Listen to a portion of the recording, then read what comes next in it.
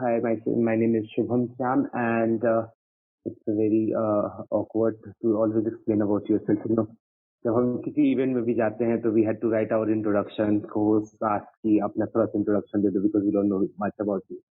So now it has become a habit, so I will introduce myself. I am myself Shubham Syam, and I am born and brought up in a small village in Bihar, then studied made me to travel Rajasthan and Vellore. I completed my graduation engineering, and then I realized I don't want to be an engineer anymore after I finished my engineering. So I came to Bombay to write poems, stories, songs, and that's it.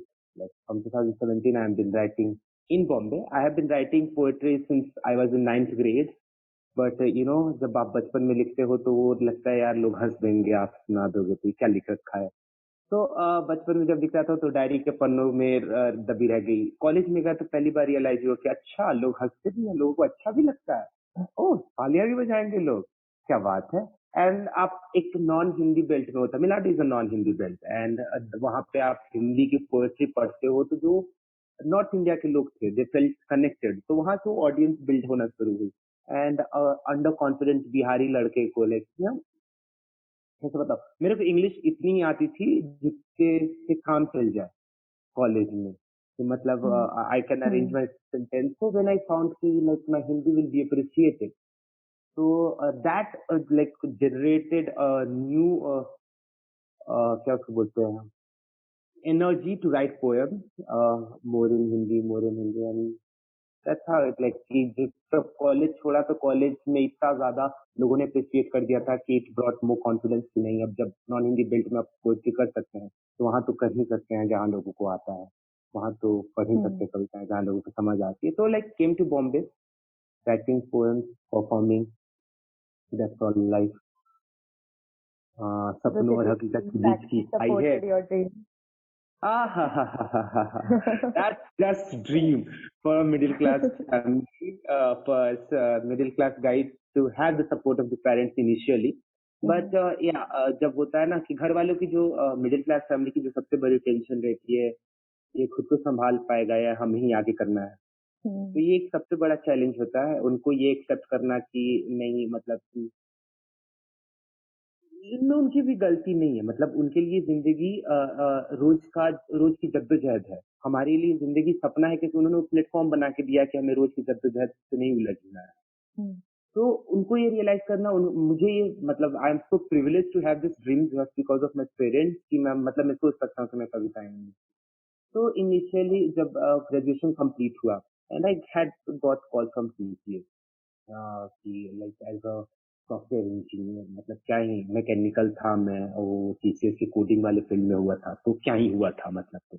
तो I wasn't happy about that. जब मैं घर गया तो my family is joint family, होता है ना बहुत बड़ी ज्वाइंट फैमिली, मेरे 4 दादाओं की फैमिली एक साथ रहती है। तो इन जब पूजा वगैरह होता है लाइक छठ पूजा या होली, तो we have 56 members of our family members like एक साथ इकट्ठे होते हैं। तो जब मैं 2017 में इंजीनियरिंग कंप्लीट करके घर गया for that 15 days, I had to explain it to everyone in my house कि मैं आगे का क्या सोचा है। So even if I have to explain once per person, so I had to explain it like 30 to 35 times every day. So one very good day, like I had this guts, like होता है ना आया कहीं से हिम्मत बोल सकते हैं पापा। इन मिडिल क्लास फैमिली हम पापा जी को दोस्त कम और मतलब होता है ना कि कैसे बोले, रिश्ता उतना ही है जिसमें भी काम चल जाए। हाँ पापा पैसे नहीं है, मतलब उससे कॉलेज में हो रहा था तो मैं फोन करता था पापा को तो पापा इतना ही पूछते थे पैसे हैं, हाँ तो लो मम्मी से बात करो, दैट्स ऑल। तो उसके बाद जब हिम्मत जुटा के बोला कि मुझे कविताएं करनी है, तो my father had lived his life in Bihar. उनके लिए इमेजिन करना काफी मुश्किल था कि कविताएं करेगा तो ना वो खादी के कपड़े पहन के काले फ्रेम वाला बड़ा सा चश्मा पहन के झोला लटका के बगल में he will be like doing this stage. He can never realise Gulzar sahab का stature, he can never realise Javed sahab का स्टेचर बिकॉज उन्होंने देखा ही नहीं वो चीज। तो मेरे घर में यदि शीशों के बर्तन होते उस दिन तो बहुत ज्यादा बर्तन टूटे होते, बट स्टील के बर्तन थे तो 2-3 बर्तनों में दरार आई हल्की फुल्की। देन जब तुम लोग हो ही गए हो अपना ही सोचना है तो फिर पूछ क्यों रहे हो, ठीक है। फिर मैंने मतलब होता है ना कि हैड टू प्ले डायनेमिक, मतलब उनको भी नाराज नहीं करना था। तो आई सेड कि टीचर्स के कॉल लेटर आने में लाइक 2-3 महीने हैं, तब तक I will go to Bombay, I will do something, जैसा हुआ तो। एंड देन कॉन्वोकेशन हुआ कॉलेज का इन अक्टूबर, टीचर्स का कॉल लेटर आ गया था, but I never told my parents. So I took my parents to my college, and college में खुदा ना खास्ता लाइक ईश्वर की अनुकंपा है कि I have lot of people who know me. So like say I was walking by the footpath in my college and everyone is like, we are so happy you gone to Bombay. Like it really requires guts to like set aside engineering का job and follow your passion, follow your dream. So होता है ना कि mummy papa had never seen that kind of energy. So he said, इतने लोग कह रहे हैं कुछ तो बात होगी। फिर शाम को बिठाया अच्छे से कि देखो मैं अपना खर्च तो निकाल ही ले रहा हूँ बॉम्बे में। इधर I teach, I am a teacher, so I teach math. So I am earning my needs, so करने दो मुझे। तो पापा इज लाइक ठीक है करो, like he was already been, और होता है ना जब हमारे कॉलेज में लाइक बहुत सारे लोग हैं, तो कॉन्वो में जब डिग्री देते हैं ना तो इट्स लाइक नियरली 10 सेकंड पर स्टूडेंट, वो नाम बुलाते हैं, आप किस करके डिग्री लेते हो उसको तो खिंचा तुम कराते। So they were sitting in the audience and then they called my name. So I was really popular in my college. So they shouted when they called my name. So my parents got overwhelmed. So शाम को उन्होंने बोला ठीक है करो. And then yeah. So initially they weren't supportive, but then I got called from IIT Bombay, IIT Kanpur to perform. So my father have got that जो invitation letter होता है, and he got relatives who used to taunt me about not getting into IIT and going for a private college, IIT University. क्या ही है, private में तो किसी का admission हो जाता है, क्या ही पढ़ाई लगता है। So like my father used to say, and when I went to perform in IIT Kanpur, so for any person who has ever dreamed to be an engineer, they always want to be in an IIT. But fortunately, out of the 7 lakh people who prepare, only 5,000 can get into IIT. So I went there and I was like on the stage, my dream come true, and I went and I said that जिस college में पैसे देके thermodynamics पढ़ने का सपना था, उस college के मंच पे हिंदी की कविताएं पढ़ रहा हूँ, बोलो सपना पूरा हुआ या नहीं। So yeah, my father was like Kanpur से, he got like after that like I started getting recognition. I am earning good. He is like ठीक है जो कर रहे हैं बच्चे समझदार हो गए हैं. Now it is all good. Initially it wasn't, but now it is all good. That is great. And I myself have my roots from UP, so I know how like the people ना are. आप तो माँ बाप को फिर भी समझा ले सकते हो, वो जो आस पड़ोस के लोग आ जाते हैं ना वो my parents are from proper village. तो गांव में एक दादी होती है और एक कुछ दादाजी होते हैं जो सुबह में चाय पीने आते हैं आपके यहाँ, और दादी होती है, अरे इतना पढ़ा लिखा के क्या कराया। Yeah, I can totally relate. So what was your inspiration? Like आपने start कब किया लिखना या फिर इसमें इंटरेस्ट लेना? मतलब ऐसा कोई स्पार्क जिसकी वजह से आपने लिखना स्टार्ट किया? So it was forced on me. Actually जब मैं 2003 से हॉस्टल में हूँ, so like I was in 3rd standard when I moved in hostel in Patna. तो जब तक 7th 8th आया तब तक I was like independent enough to take my academic decision, मुझे कहाँ ट्यूशन लेने हैं, मुझे क्या पढ़ना है, कौन सा सब्जेक्ट पढ़ना है, नहीं पढ़ना है। My father never interrupted into it. So in 9th standard in Patna, you have to choose between subjects, like either you can take Hindi or Sanskrit. So Hindi had to you had to write so much and you are never going to score good in Hindi because no Hindi professor is going to be satisfied with your answer. Kabir ने क्या कहा, कबीर कह के चले गए, but आपने उस कबीर के कहने का क्या मतलब निकाला, वो टीचर को कभी नहीं पसंद आता। एंड संस्कृत में होता था कि आपको वन वर्ड आंसर देने होते थे। So when you are in 9th, you think that 10th is 10th. Oh, I have to score above 90%. I don't want to like. So I thought like it's better to take Sanskrit than to take Hindi. तो after 6 month जब वो mid term का result घर पे पहुंचा ना, तो my father is like कि हिंदी कहाँ है, आई एम लाइक नहीं है, संस्कृत और हिंदी में से चुनना था, तो आई तो संस्कृत। पापा का पहला स्टेटमेंट था पूजा कराना है सत्यनारायण भगवान का, क्या करोगे संस्कृत का, एंड आई एम लाइक कि क्या करूंगा मैं हिंदी का, आगे चल के सारे काम इंग्लिश में होने हैं, जॉब से लेके छुट्टी के एप्लीकेशन तक, बिजली विभाग में आर्टिकल वो आवेदन देने तक सारा काम इंग्लिश में, मैं हिंदी लेके क्या करूंगा।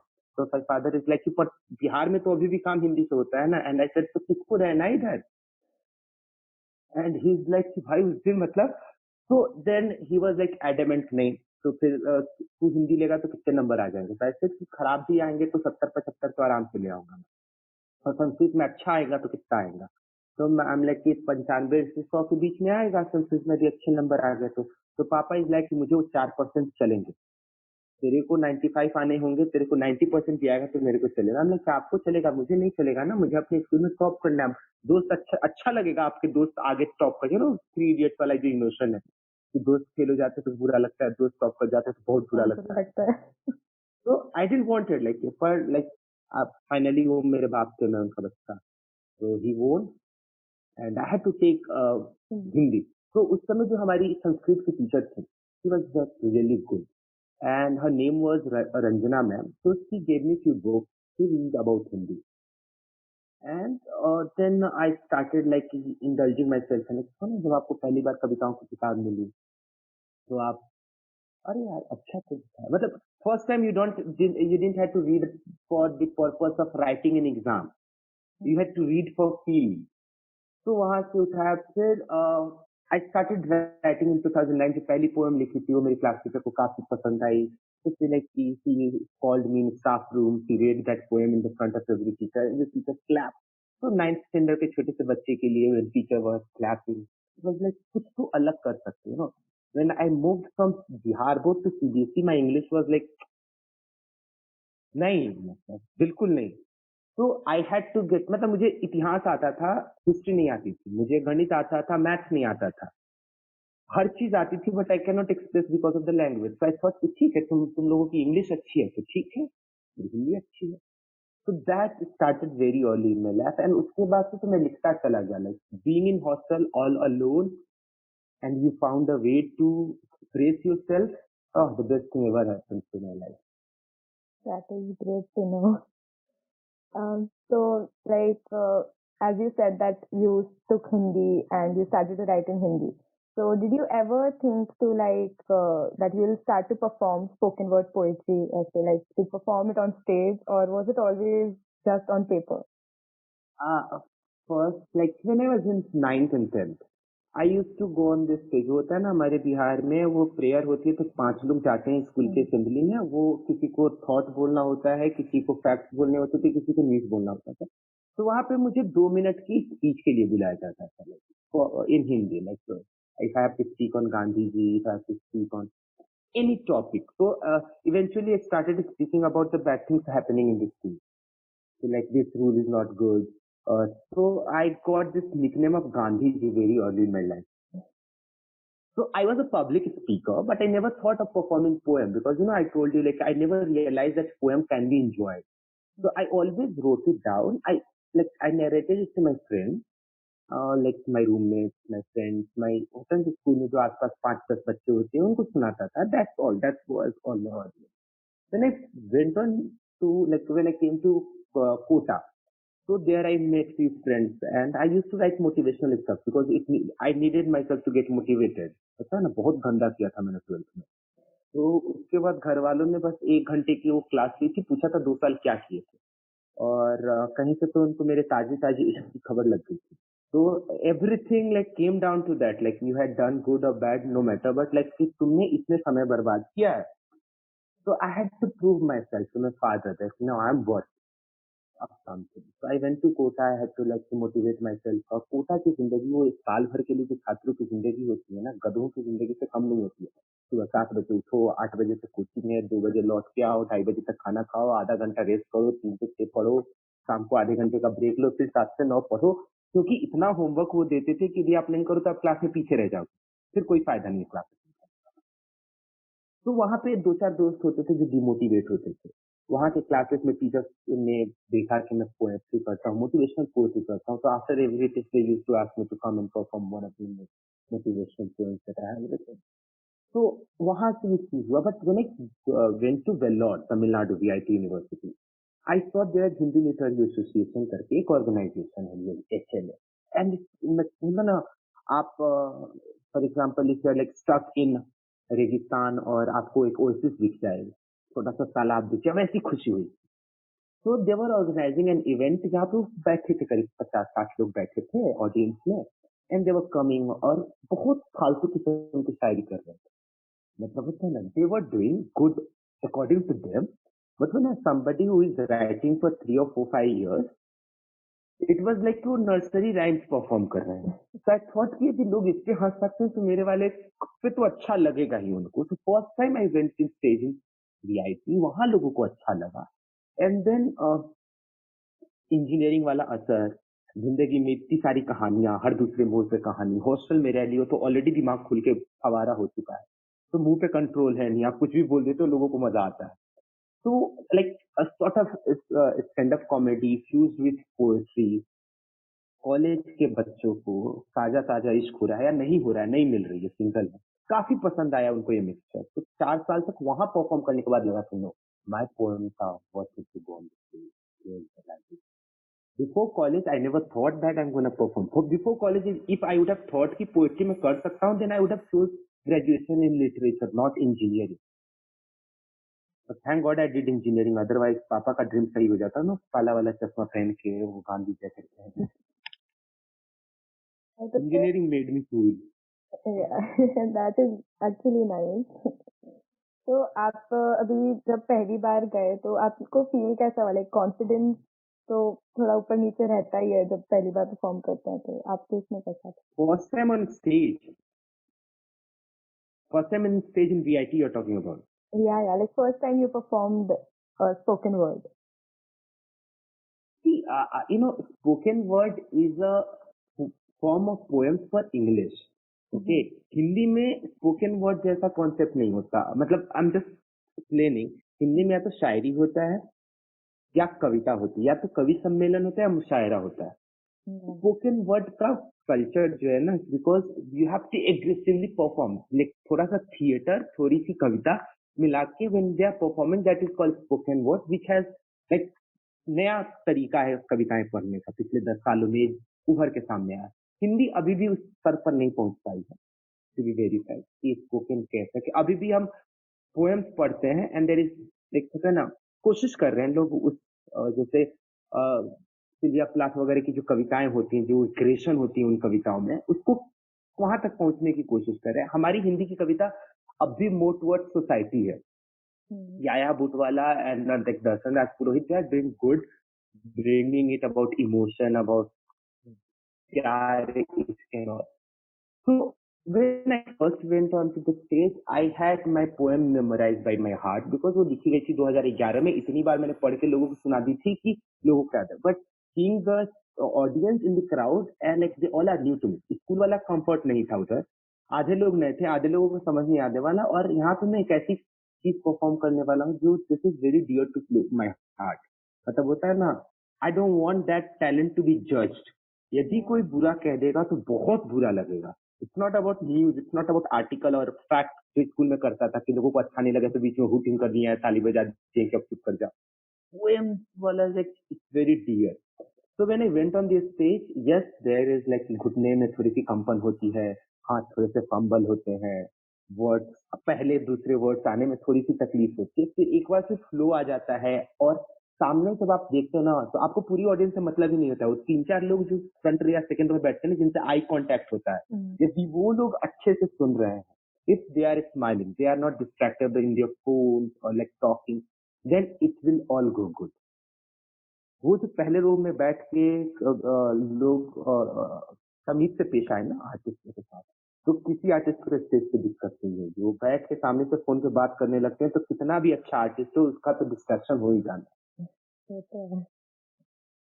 या तो आपका कभी कोई रोल मॉडल था कि उसके कदमों पे चलना वाला? Kumar Vishwas, always is like when see in writing, एक मिनट ना, he has gone. So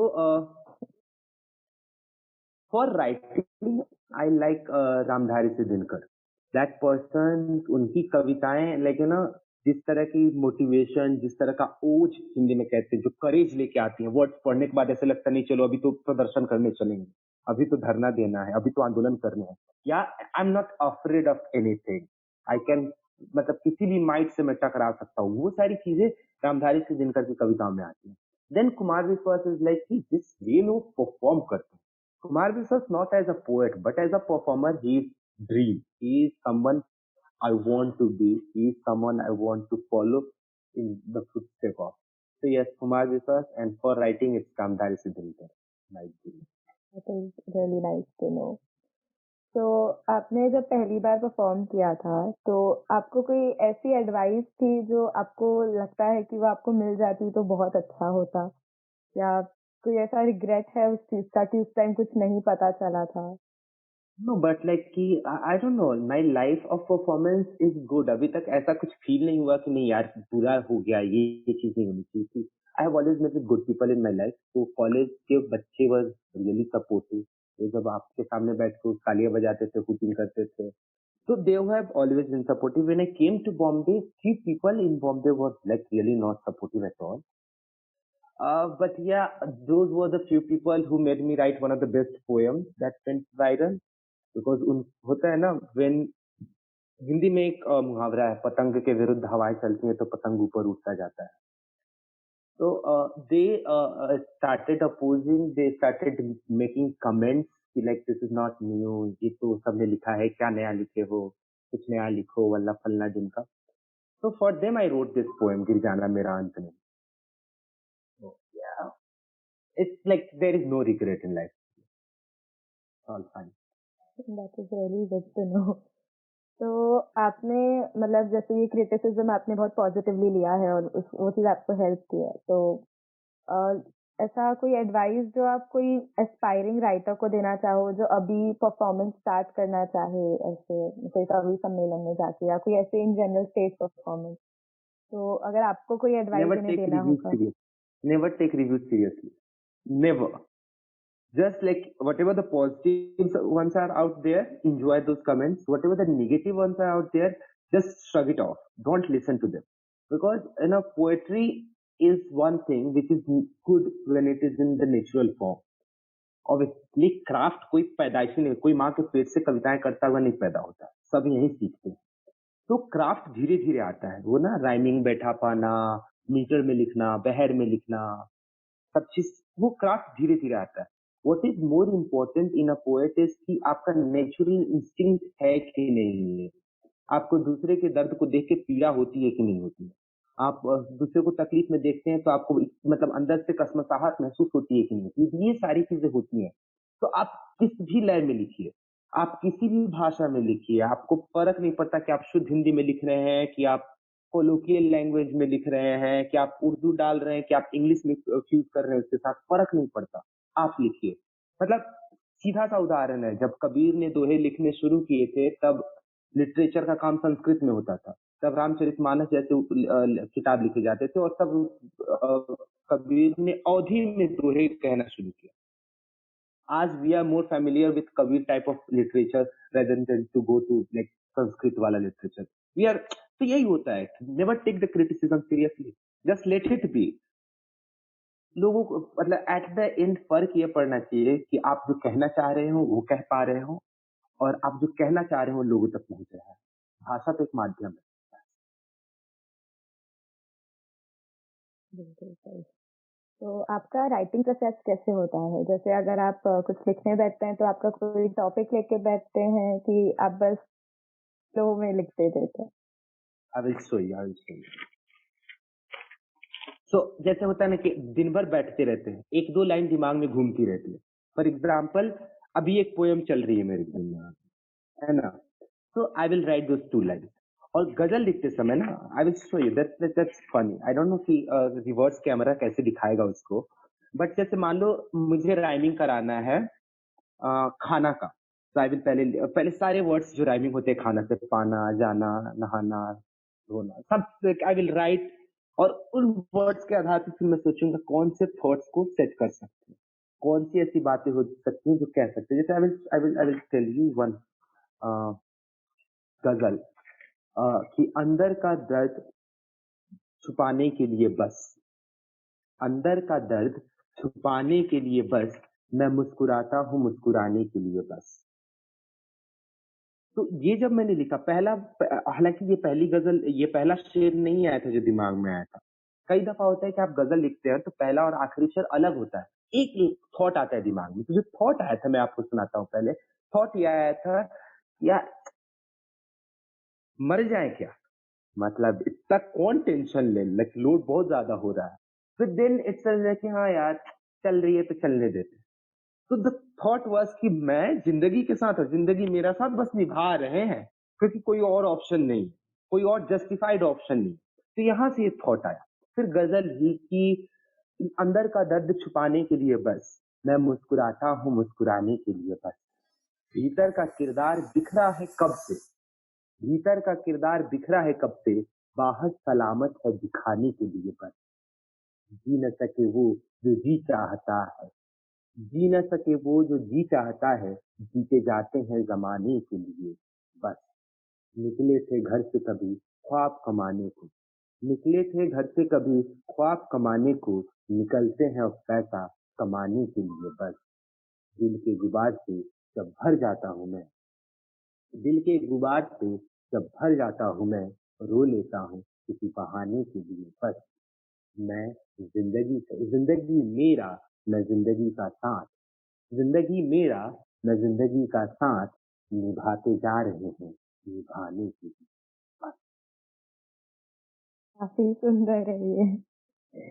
तो जो थॉट जो आया वो आया था कि साथ निभा रहे हैं, ज़िंदगी मेरा मैं ज़िंदगी का। उसके बाद अब जितने थे ना, निभाने, छुपाने, मुस्कुराने, दिखाने, ज़माने, कमाने, बहाने, आई रोट दिस डाउन फेयरली कि इसके थॉट पे अब, क्योंकि पहला थॉट नेचुरल है, बाकी उसके बाद आपको उसपे फिर मेहनत करना पड़ेगा, आपको उस तरह के थॉट्स लेके आने पड़ेंगे कि और क्या हो सकती है इसमें, और क्या हो सकती है इसमें। तो जब when somebody is struggling, like इस मुकाम पे पहुंचना कि जिंदगी देखो, अब तो सिर्फ ऐसा है कि तुम और हम निभा रहे हैं। यदि जिंदगी के साथ आपका इतना आखरा हो गया है, तो ये एक तरीका होता है जहां तक आप पहुंचे होंगे। पहले आपको जीने से मन हुआ होगा, फिर आपके ख्वाब टूटे होंगे, फिर टूट गए होंगे आप अंदर से, फिर रो देने का मन करता होगा। तो ये सारी चीजें फिर उस पे सेट किया गया कि रोता हूँ मैं किसी बहाने से, निकला हूँ मैं पैसा कमाने के लिए, बिखर गया है किरदार तो दिखाने के लिए, जमाने के लिए। तो ये सब सेट किया उसके बाद आप। तो लेकिन यदि हम थॉट पे मेहनत नहीं करें, थॉट आती है, यदि हम थॉट पे मेहनत नहीं करें तो कविताएं गजलें नहीं होंगी। पर फिर मैं कह रहा हूँ, जो भी नए लिखने वाले लोग हैं, हो सकता है कि वो इतने अच्छे क्राफ्ट में नहीं लिख पाए, तो उनको बुरा नहीं फील करना है। आई एम नॉट राइटिंग फ्रॉम 2019 की 2020 आते-आते मुझे इतनी अच्छी क्राफ्ट आ गई। मैं 2009 से लिख रहा हूँ। 11 साल की मेहनत गई है इन कविताओं में, तब जाके क्राफ्ट आया है समझ में। तो यदि कोई आके आज आपने 2 साल पहले लिखना शुरू किया और कोई आके ये कहे कि आप अच्छा नहीं लिख रहे, डोंट गेट डिसहार्टेंड। यदि मेरी स्कूल की टीचर ने मोटिवेट नहीं किया होता तो शायद मैं नहीं लिखता। यदि कॉलेज के दोस्तों ने मोटिवेट नहीं किया होता तो शायद मैं नहीं लिखता। So for any budding artist, they need favorable environment. कोई भी फूल खिलते समय उसको तेज हवा के झोंका हो जाने के बाद फिर वो कैक्टस हो जाएगा, कांटे हो जाएंगे, नाशपानी हो जाएगा। तो जरूरत है कि वो फूल खुद को बचाए, टेंशन ही ना ले जमाने की, खिलता चला जाए, एक बार तो बाग सजा ही लेगा।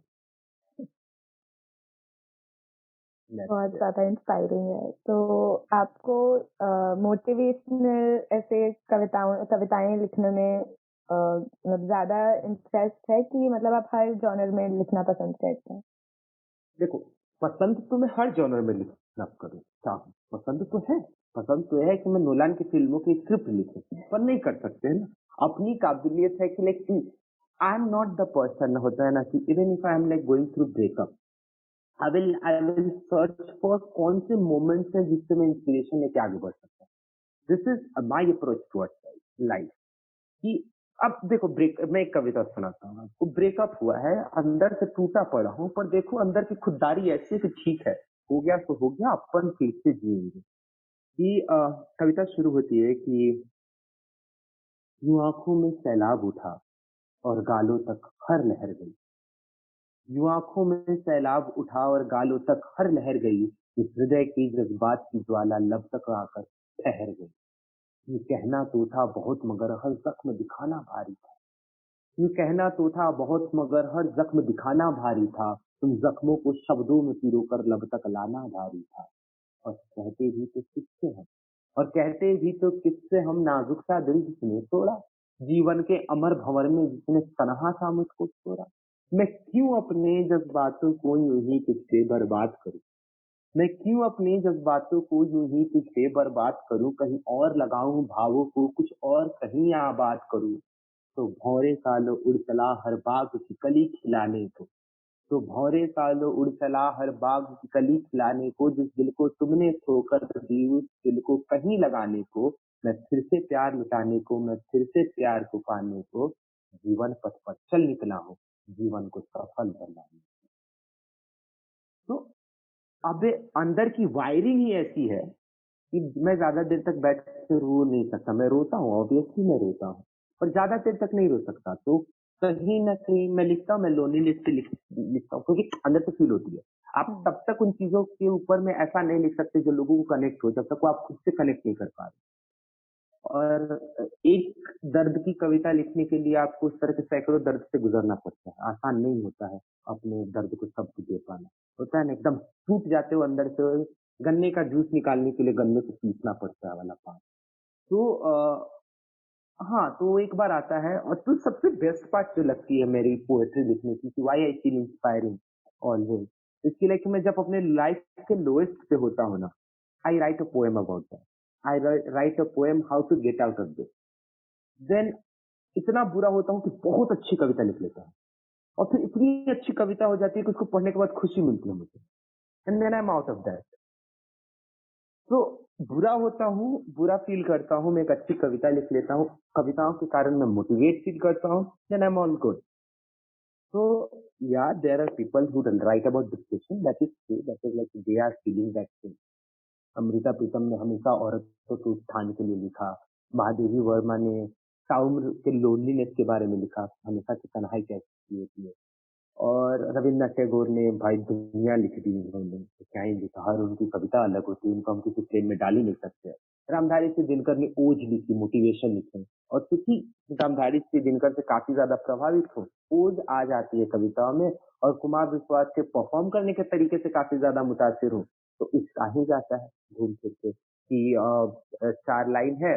अ, जब कॉलेज में थे, जब फर्स्ट ईयर में लॉन्ग डिस्टेंस रिलेशनशिप होती हुआ करती थी, जो आगे चल के नहीं होगी, तो उसके लिए लिखा था कि दीवारें दूर यूं की हो मगर दिल पास होता है, दीवारें दूर यूं की हो मगर दिल पास होता है, दीवाने इश्क का हर एक लम्हा खास होता है, हमारे दरमियाँ मीलों के फासले बचते हैं लेकिन जब भी सांस लेता हूँ तेरा है। आपकी कविताओं से तो मतलब सुन के ही लोगों को प्यार हो जाएगा। अरे यार नहीं होता है ये।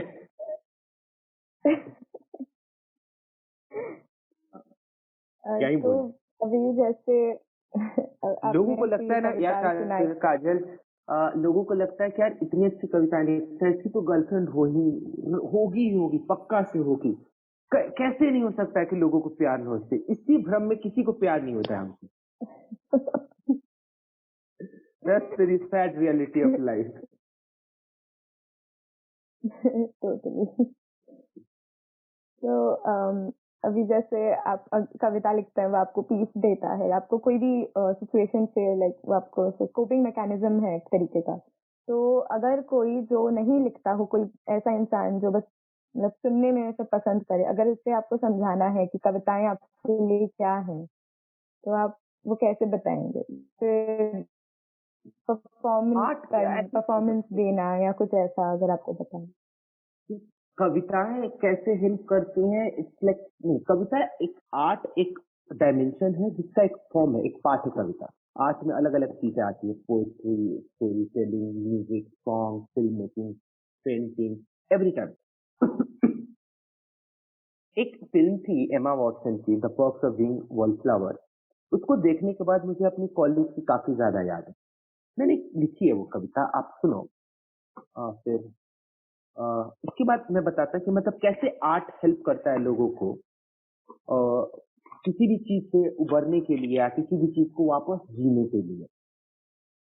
मुझे एक बार वापस जाना है कॉलेज।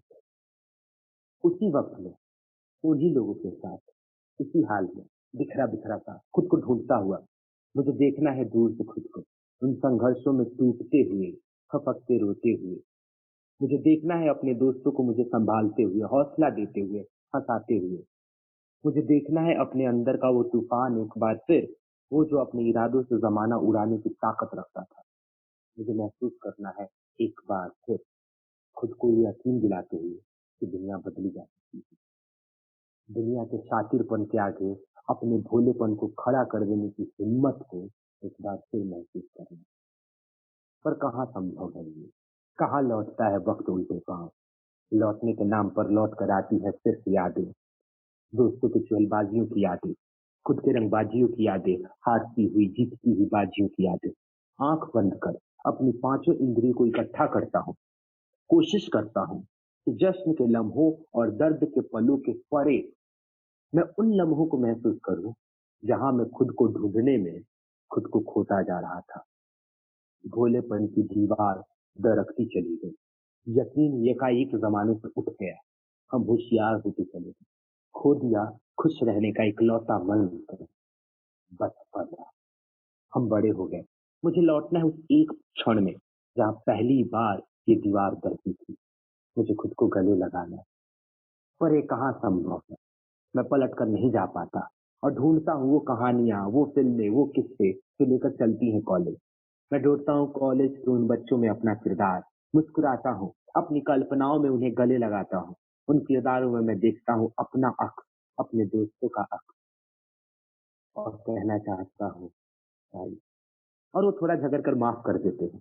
कहानियां, फिल्में एक मुस्कुराते मुकाम पर खत्म होती हैं, और ऐसे मैं एक बार फिर करता हूँ कॉलेज का सफर और महसूस करता हूँ कला की ताकत को, वो जो वक्त को लौटाती है उल्टे पाँव। अपना कॉलेज अभी शुरू करने वाली हूँ, तो ये सुन के बहुत ऐसा फील हो सकता है कि कैसा फील करते हैं आप। You know, that 4 years are like कि इंसान की जिंदगी के बेस्ट पार्ट होते हैं। उसके पहले वहां तक पहुंचने का टेंशन होता है, और उसके बाद जिंदगी जिंदगी की जद्दोजहद होती है। वो इकलौता ऐसा दौर होता है जहां आप आजाद होते हो हर चीज करने की। ख्याली तौर पे आजाद रहते हो, व्यक्तिगत तौर पे आजाद रहते हो, नई नई चीजें सीखते हो, नए दोस्तों से मिलते हो। मतलब कि कुआं से निकाल के अचानक समंदर में डाल दिया जाता है, और वो जिसके इर्द गिर्द सुरक्षा की एक पट्टी भी बांध दी गई है कि आप डूब नहीं सकते इसमें, आप इंजॉय करो। फिर उसके बाद तो सुरक्षा की पट्टी हटा लेते हैं, आपको दुनियादारी से जूझना पड़ता है। तो दुनिया में मिलते हैं आपको एक से एक काबिल लोग। काफी सही है वो। मैंने आपके इंस्टाग्राम पे देखा था कि आपने एक सीरीज स्टार्ट किया विरासत करके। तो उसके पीछे का आइडिया क्या था कि आपने वो स्टार्ट करने का क्यों सोचा? वो उससे आपको मतलब कोई मैसेज पहुंचाना था या कुछ ऐसा? जैसे मान लो मैं आपको बोलूं कि अभी जो किसान आंदोलन हो रहा है, उसको लेके एक ऐसी कविता लिखी गई है 1960s में, जिसको सुन के लगेगा कि ये एक तो बिल्कुल आज के दौर पे लिखी गई है, ये तो आज की बात लिखती है। तो आपको कैसा लगेगा? तो कि कैसे, मतलब होता है ना, आज यदि आज से 100 साल पहले कही गई बात यदि आज भी सही होती है, तो उस राइटर की काबिलियत नहीं है, इस समाज का कलेक्टिव फेलियर है कि हम जहाँ 100 साल पहले थे आज भी वहीं खड़े हुए हैं। तो विरासत में कोशिश ये थी जब इनिशियली शुरुआत किया उसकी, कि उन कविताओं को उठा के लेके आएंगे जो आज के दौर की कविताओं से, एक तो ये भी था कि हमारे जनरेशन को ये पता होना चाहिए, क्योंकि our generation is not reading books. हम किताबें नहीं पढ़ रहे हैं, हमको जितना ऑडियो और विजुअल फॉर्म में मिल जा रहा है वही हम देख रहे हैं। मैकबुक का जमाना है, ईयरफोन डाल के, हेडफोन डाल के, टाइम मिला तो एलेक्सा को बोल देंगे कि 2-3 कविताएं सुना दो, बट लाइक उसके अलावा we are not gonna take the effort कि बाई गुलजार साहब की पोएम की किताब और पढ़े। हम गुलजार साहब की किताबों की किताब वही लोग खरीद रहे हैं जिनको कविताएं पसंद है या जो लिखना चाहते हैं।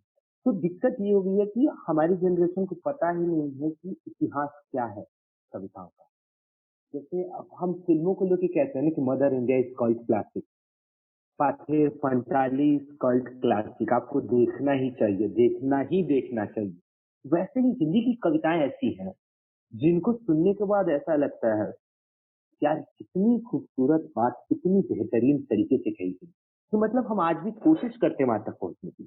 और वन ऑफ लाइक की होता है ना कि कविताओं को जो उस समय गुलजार साहब के 80s 70s की कविताएं गीत हो या उससे पहले जो लिखे हैं मेरे साथ दिक्कत है ना, नाम भूल जाता हूँ सटीक समय से। तो हाँ, तो यार मैं सुनता हूँ पुराने गाने, पर जब बात करने की बात आती है ना कि ये गाना इन्होंने लिखा है, मजबूर सुल्तानपुरी के गाने हुए, तो समीर साहब के गाने, तो ये जो गाने होते हैं जो उस समय की कविताओं को संगीतबद्ध किया गया है, आज उनके रीमेक किए जा रहे हैं तो लोगों को पसंद आ रहे हैं, राइट? सेम लिरिक्स नए म्यूजिक पे लोगों को पसंद आ रहे हैं, यानी the lyrics had the word. तो विरासत की शुरू करने के पीछे एक थी कि हम पुराने आर्टिस्टों के बारे में जाने, उनकी कविताएं पढ़ते हैं। और देखिए लाइक कोशिश की, लॉकडाउन में समय भी मिला पर्याप्त, तो हमने शुरू किया, लोगों ने जितनी मतलब होता है ना, it's like not a very big thing that I did, not a small thing that I did, I just did because I felt right of doing it. कितने लोग सुनते हैं, कितने लोग नहीं सुनते, वक्त बताएगा, बट अच्छा लगा मुझे करने में पूरा। इसी मतलब इसी जद्दोजहद में मैं हर रोज सोचता था आज कौन सी कविता डालूंगा, और उसमें मैं 100 कविताएं पढ़ जा रहा हूँ। तो जो कविताएं पढ़ने का मजा आता है, फिर आप एक पंक्ति पे अटक जाते हो, यार ये क्या लिख दिया यार ये आदमी ने, मतलब क्या ही लिख दे, इतना खूबसूरत कौन लिखता है। और फिर आप आपके रूममेट हो जिनको कविताएं बिल्कुल नहीं समझ में आती, आप उनको सुनाओ, उनको मतलब पता है ना क्या सुना रहा है मेरे को। और मेरे साथ दिक्कत है कि मुझे कोई लाइन पसंद आ जाती, तो मैं उसको जोर जोर से गाता हूँ, अनलाइक कि मैं अपनी म्यूजिक खुद धुन तैयार कर लिया, उसको जोर जोर से गा रहा हूँ। तो 2-3 मिनट बाद मुझे सुनने को मिलता है, बंद करेगा कि मुक्का खाएगा। That's how it has been. So I live with people who like not very into poems, so I know कि देसी ऑडियंस कैसी है, कैसे लोग हैं जिनको कविताएं के बारे में पता ही ना, so I bring to them the poem. Yeah, that was the intention behind. और That is a very great. एक लालची और एक मतलब इट्स नॉट ऑल दिस, एक लालची तरीका ये भी था कि I had to start something on YouTube, और आई जस्ट पोएट हूँ, देवता नहीं हूँ। तो देयर वाज दिस लालची वाला पार्ट आल्सो कि शुरू करते हैं कुछ, अपना चैनल होगा, अपनी ऑडियंस होगी, so I don't have to be dependent on others to make it viral anywhere. So yeah that was there starting from the class.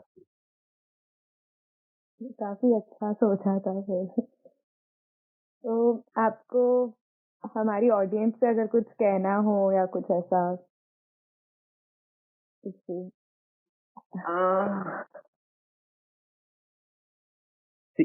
First of all कोई भी नया आर्टिस्ट होता है ना, मतलब कि जैसे एक फिल्म थी प्यासा, है ना, गुरुदत्त साहब की फिल्म है वो।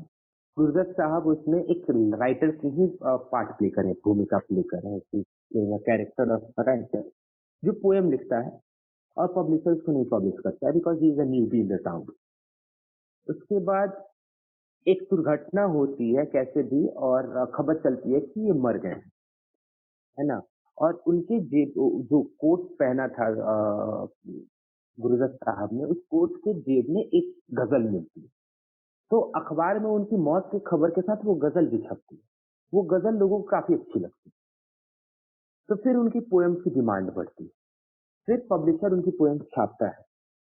इसके पास ये हुआ होता है कि ये मरे नहीं हुए होते हैं, ये अपना कोट एक गरीब आदमी को दे देते हैं, और वो गरीब आदमी ट्रेन से कट के मर जाता है।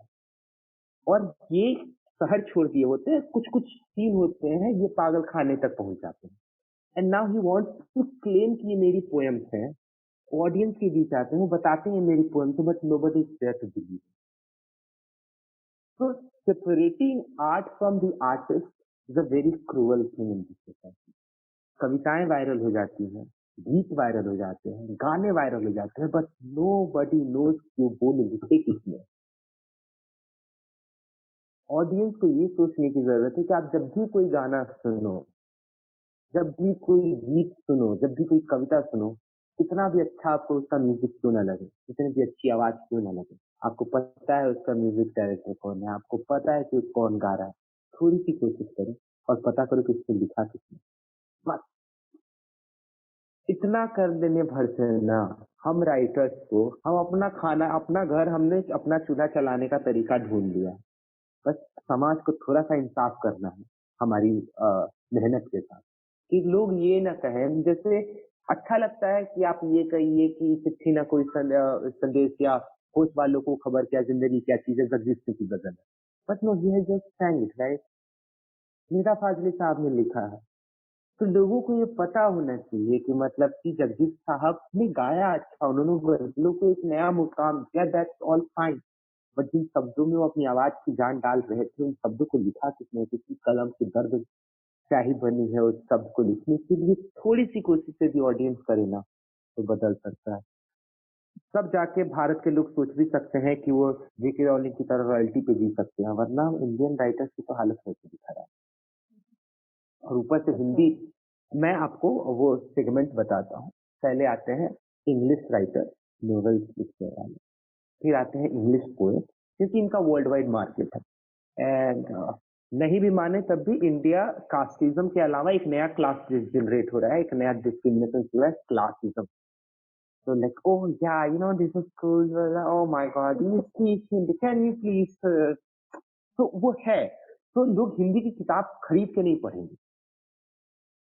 तो इंग्लिश वाले चेतन भगत की नॉवेल्स चल जाएंगी, पर कितने लोग जानते हैं हिंदी राइटर्स को? कि आज के यदि मैं आपको बोलूं हिंदी की नॉवेल्स, तो आप मेरे को प्रेमचंद के नाम बताओगे।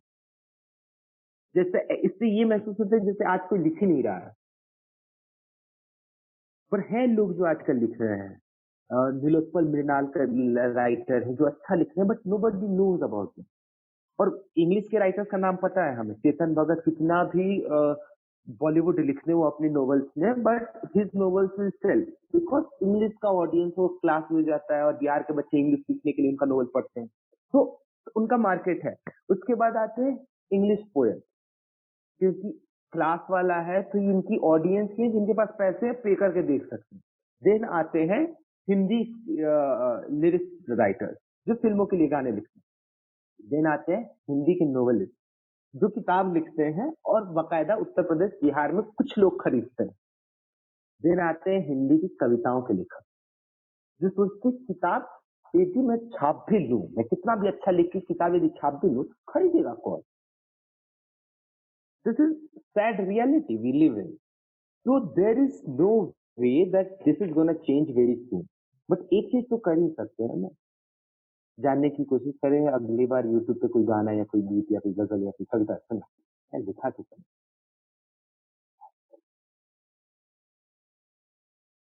ये तो है, सबको एक्चुअली पता होना चाहिए, क्योंकि अभी भी हम देखें तो म्यूजिक का तो सब बहुत ज्यादा एंजॉय करते हैं, बट उसके पीछे वर्ड्स किसके हैं वो तो किसी को पता नहीं होता। आप जब खुश होते हो तो आप संगीत एंजॉय करते हो, जब आप दुखी होते हो तो आप शब्द एंजॉय करते हो। लिरिक्स का तो देखना होगा कि कौन किस वरना कहते हैं सुख में सब साथी, दुख में मिले न कोई। तो जो दुख में आपके साथ है, कम से कम उसके साथ इंसाफ करो देवताओं। हाँ, it was great having you here. मेरे पास अभी इतने ही क्वेश्चंस थे, आपको और कुछ अभी अपने बारे में बताना है तो आप बता सकते हैं, आप कुछ शेयर करना है, आपकी कोई फेवरेट मेमोरी परफॉर्म करते हुए या कोई पोएट्री लिखते हुए? मतलब एवरी टाइम जो बीआईटी मेरा कॉलेज था, तो वी हैड लाइक हमारा कॉलेज, हम उसको 2-3 डिस्ट्रिक्ट कह सकते थे in the terms of population wise. 40,000 50,000 के लोग 400 एकड़ के कैंपस पे रहते थे। तो हम छोटा सा भी इवेंट करते थे ना, तो 300-400 लोग आ जाते थे मजे में। हाँ, सुने कॉलेज के बच्चे हैं, थोड़े से आप रोमांस की बात कर लो, थोड़ी सी सेपरेशन की बात कर लो, वाह वाह तालियां उठ जाती। The best memory of me performing on any stage was in VIT, my college. Like there is a place called Anna Auditorium हमारे कॉलेज में, जिसमें लाइक 2000 के अराउंड सीटिंग कैपेसिटी है। ऑफिशियली 1400-1500 है, बट वो एडजस्ट हो जाते हैं, वो ना सीढ़ियों पे बैठ जाते हैं लोग, खड़े हो जाते हैं लोग, नीचे बैठ जाते हैं फर्स्ट पे। Performing there is one of the best memory I ever had.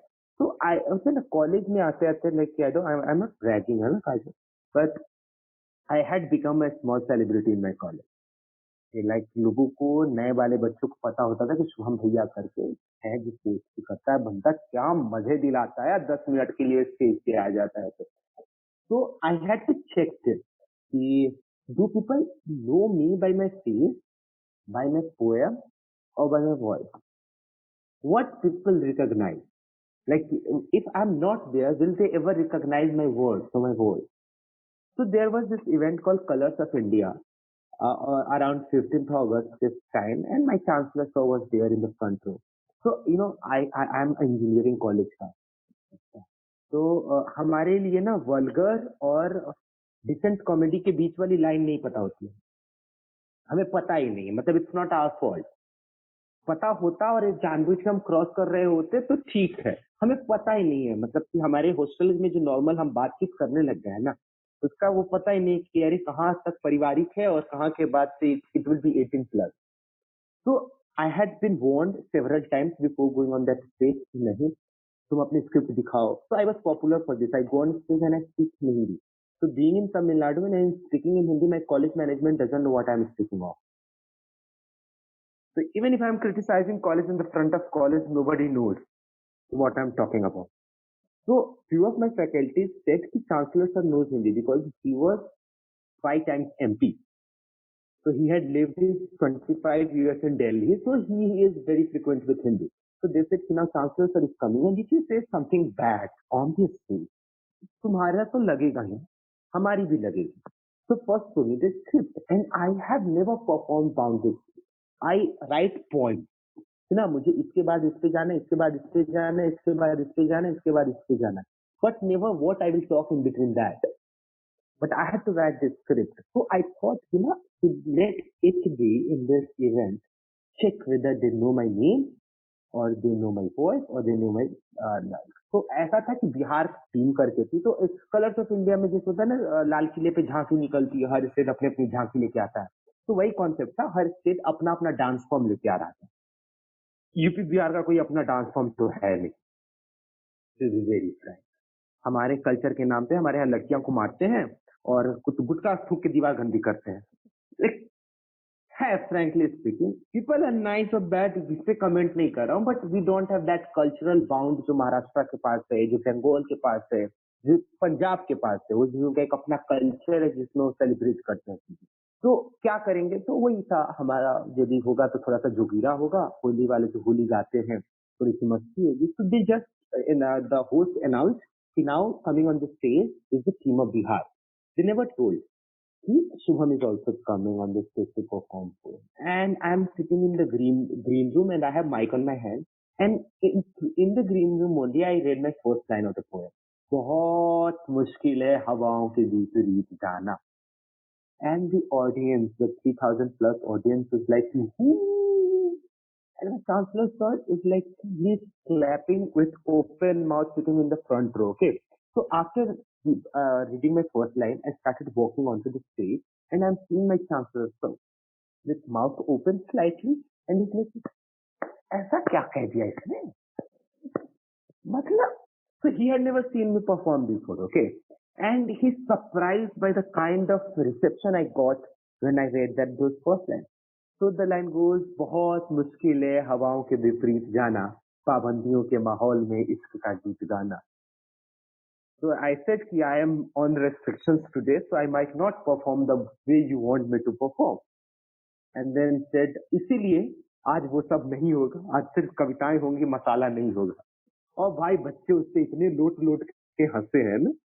So that was one of the best moments in my life. And then friends quoted, एक होता ना चैलेंज लगा था कि देखते हैं क्या होता है रूममेट में. So they said, oh damn, you are a celebrity, people know you by your voice. That is one of the best memory I ever had. And the second is like कि जब गिरजाना मेरा अंत नहीं was released from studio, Habitat Studio on 4th January 2018. And like our first day, it was normal. It's gone for like 20,000 views. And the second day, every half an hour, it was crossing 5,000 views. Every half an hour. Yeah, now I can hear you. Okay, I'll just rename. Yeah. Yeah. Yeah, so I was telling about the story of that event. So Yeah. yeah, so he was, my chancellor sir was surprised, the audiences. Then I got to Habitat वाला वो 3-4 दिन was कि like कि घर तो हम चला ही रहे हैं कैसे कैसे, बट जो रिकॉग्निशन मिली थे उस दिन, जो लोगों ने तारीफें बांटी थी, one of the best messages I ever got about Girjana Mera Ant Nahi was, uh, it was about like 6 or 7 months after that poem got released. I just got one long message on Facebook and it said कि sir आज मेरा ना interview था UPSC का and I was preparing for this for last 4 years and I feel that I won't be able to crack this interview. It went bad. तो पहले तो आप प्राइमरी क्लियर करो यूपीएससी एग्जाम के, आप इंटरव्यू लेवल तक पहुंचो and then you are not able to crack that. Then I said कि sir I was feeling so depressed over that. Then my mom sent me this link and I heard this poem. And I tell you, I have always been motivated in my life, but this one interview like crashed me कि मैं यहाँ तक पहुँच के भी नहीं पहुँच पाया तो आगे नहीं पहुँच पाऊंगा. But after hearing your poem, Girjana Mera Ant Nahi, is like giving me so much hope. Nah, this interview is not the end. I will come back again next year. So it's like if आपके grassroots पे जाके if it's like pushing so many people for on a positive direction, uh, getting them out of the depression or the darkness they are in, this satisfaction is like what heavenly. I can feel it. It would have been great. Being the reason for somebody's smile is the best feeling you can ever have in your life. Yeah. That's actually great to know. So, have you actually encountered people after your performance, like someone coming up to you and telling something like what your poetry means to them? Like every time I be perform on stage, I'm like very frequent performer, and that's how I'm surviving my job, my office, because जो 7 दिन इकट्ठा होता है वो मैं Saturday Sunday या Monday को जाके निकाल आता हूँ स्टेज से. So every time we perform in Bombay, there we will find some unique person who will come. At the end, this has been culture because we motivate this culture in the spaces that we perform. That when I generally host the events because मैं इतना ज्यादा बात करता हूँ कि मेरे को भी नहीं जचता है कि मैं 5 मिनट में अपनी कविताएं करके निकल जाऊँ, तो मुझे वो टाइम चाहिए होता है. And being 3 year old in the circuit, they allow me to host every event if I want to host. So when I host between the poems, I keep asking कि यदि आपको किसी आर्टिस्ट की poem पसंद आई है तो go to them, tap on their shoulder, tell them how you like it. This is good, that is good. So when you promote this culture और आप कॉन्स्टेंटली लोगों को मोटिवेट करते हो, होता है ना positive reinforcement, not like demanding go in, ये आपकी जिम्मेदारी बनती है, मोदी जी को वोट दिया है आपको सपोर्ट करना, not like that. Giving them positive reinforcement, this is cozy, they feel safe, they feel motivated to write more such stuff. So yes, people do come and say that this has been the best surprise has been. I was like Chhath Puja होती है तो मैं घर पे था and मैं जिंदगी के ज्यादा दिन गांव पे रहा नहीं. So nobody knows me by my face. Okay. Before like me coming to do poetry. तो मैं छुट्टियों के दिनों में जाता था, तो इस बार अभी गया था छठ पूजा में, like 10-15 दिन पहले की बात है. So I was sitting there and we were having like, I'm like highly politically active person. I have like my opinion intact. So I try to give out my opinion. So I was sitting there and I was having few conversation with like that middle age uncle जी लोग. And गाँव का माहौल ऐसा होता है कि आप सड़क पे बैठ के बात कर सकते हो. वो किसी की दुकान होती है, वो चाय बना रहा होता है, आप उसके पास बैठे हो और 2 लोग गुजर रहे होते हैं, तो वो 2 लोग भी खड़े होकर आपकी बात सुनने लगते हैं. फिर दूसरे लोग आते हैं, वो भी खड़े होकर बात करते हैं. So when I ended up like putting my point forth about my political opinions, then one of the uncle ji is like nabbing the other जो लेट आके खड़े हुए थे कि ये मैं इसी की बात कर रहे थे, यही है मेरे पापा जी का नाम लेके कि सांबाबू जी का लड़का, आप देखो कितना अच्छा करता है. मैं आपको उसकी कविता वो लिंक भेजी थी ना, वो वाली कविता की, यही है देख लो. आई एम लाइक अरे भाई साहब, मतलब now the village people, like thanks to the smart Chinese phones and all, he everyone knows, everyone listen to my poem. Like it's not only the cozy audience in colleges or in metropolitan cities. typical rural people are reading my poems, there will be change. It will take time, but there will be change. People will talk about poems. People will re-again love poetry as a deity. That's all. That's one of the nicest things that can ever happen to an artist. A recognition from the place where you're not expecting at all. Yeah. Mm, So that's- how did your parents react when your first video, like this video, "Gir Jana Mera Ant Nahi," went viral? So my age, my age is not the age of marriage, but my parents think that my age is marriageable age. So बाकी लोगों के लिए वो कुंडली जाती है. मेरी कुंडली के साथ पापा मेरे YouTube के वीडियोस के लिंक भेजते हैं. That's how That is actually sweet. that's how proud my father is. He'll say. So he always he will be hurt seeing when my poem got viral and I got invitation from IIT Bombay, IIT or the colleges to perform it. So he used to say, अरे IIT में तो पढ़ सब लेते हैं, IIT वाले सामने से बुलाएं किसी को, पैसा भी दें, रहने की व्यवस्था भी करें, ये कहाँ सबको मिलता है. ये वाली जो थोड़ी सी होता है चौड़ पापा जी में जो आई, because I'm doing something unique, like I'm getting recognized because of that. So he's proud. My mama is proud. My mama is more than proud. उनको मेरे liberal thoughts से काफी ज्यादा proud होता है. So my mama is a teacher. Yes, she is a anganwadi teacher जो village में होता है ना. So um, when she started doing job, it was a kranti in that village. She was the first woman from a village to work actually. So my father has always supported this. He fought for her. My grandfather से थोड़ी सी society की गाने सुनने लगे. गांव के लोग होते हैं ना, they are like not open to this liberal idea. So when I say कि I will cook for you in kitchen, my mama is really, I am a very good cook. So my mama is really happy. My grandfather used to say in the early ages when I started cooking, औरतों वाले काम करते रहता है. And I used to feel really bad. Now I am like immune to that. So I cook food. And sometimes my father says, कुछ सीखो इससे कितना प्यारा बनाता है, to my mom. And my mom is like, हाँ ना, वही बना के रोज खिलाए, फिर आपको हम छोड़ देते हैं बनाना. So they're really proud for the kind of person I have become because of my art. Like, you cannot be artist until unless you are like emotional. And if you are emotional, you do take care of the emotions of your family members. That's perfect. Proud. They're happy. Really That all happy for you. yeah, thanks. Thanks. So, do you have like anything to share or to tell us, or any advice you would want to give to anyone? Who is writing? Anyone? The people who write, the best advice is to stop listening to the people. Keep writing, keep posting. Like social media these days are the best thing. Spam the much you want. Nobody cares. The people who loves you, they will love your post. The people who will hate you, why do you care? Yeah. So be there, do that. Keep reading. It's very important. You should know the way the words are being written in the book.